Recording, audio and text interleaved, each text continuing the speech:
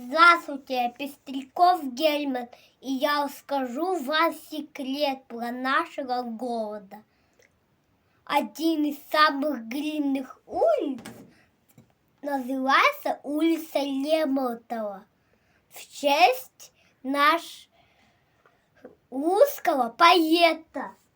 Его назвали Михаила Юрьевича Лермонтова. Он написал стихотворение «Пауз».